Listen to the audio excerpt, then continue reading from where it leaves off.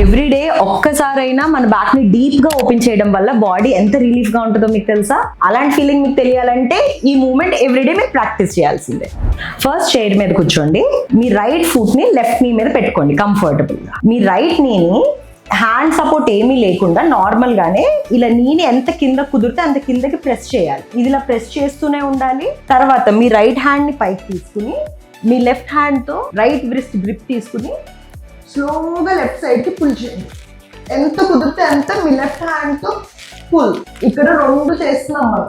Knees ని కిందకి push చేస్తున్నాం, బాడీని సైడ్ కి స్ట్రెచ్ చేస్తున్నాం. ఇలా ఇక్కడ ఒక 10 to 20 సెకండ్. Come back. ఇప్పుడు అలాగే లెఫ్ట్ ఫుట్ ని రైట్ నీ మీద స్లోగా రైట్ సైడ్ పుల్. ఇక్కడ కూడా 2 నీ కిందకి పుష్ చేస్తున్నాం, బాడీని కంప్లీట్ గా సైడ్ ఓపెన్ చేస్తున్నాం. Breathe 10 to 20 seconds. Come back.